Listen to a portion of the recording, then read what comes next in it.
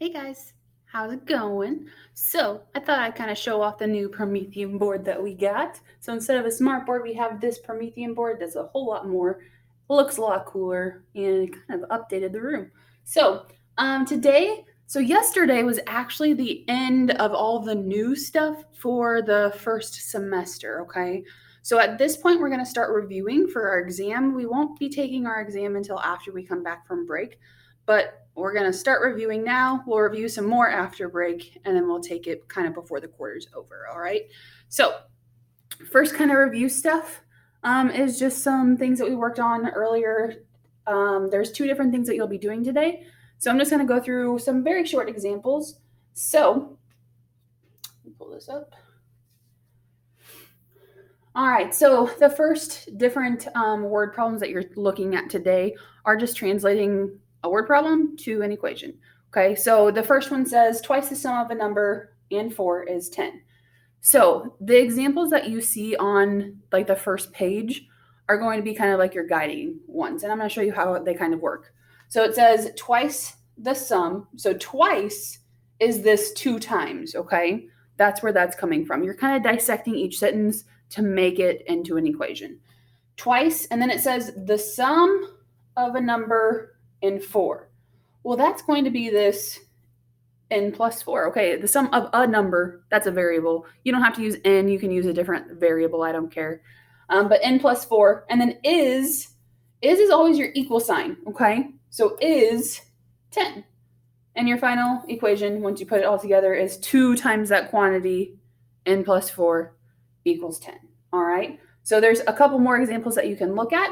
I'm going to pull up the other one so we can look at that. So the second sheet that you have is dealing with some word problems. There are some steps here.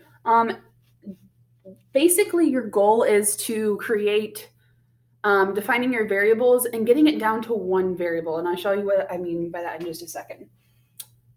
And then you're going to write the equations and we'll kind of go from there. So with the examples, I have some work written in here. However, you may want to, I'm going to kind of explain my work, I guess. So that way you have a good example to go off of. Okay, so there are 12 people on a jury.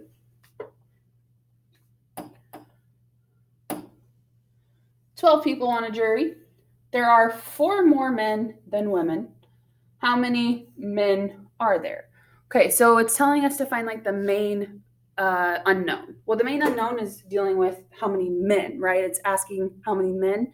So M is my variable. Okay, I don't know how many men. But it also told me there are 4 more men than women. Okay, so if I think about that, there's more men than there are women, which means women, it's going to be M minus 4. Okay, if I couldn't come up with that right away, I could have written down, okay, there are 4 more men than women.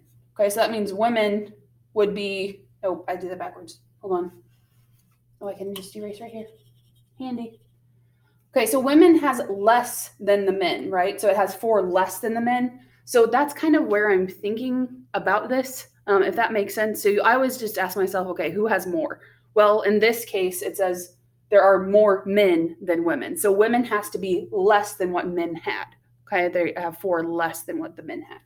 Okay, that's where that second part came from. Notice that we're still using just one variable, m. Okay, so we have m for men and m minus 4 for women. Still just using m. Okay, we don't have a w in there. We're not really working with other variables.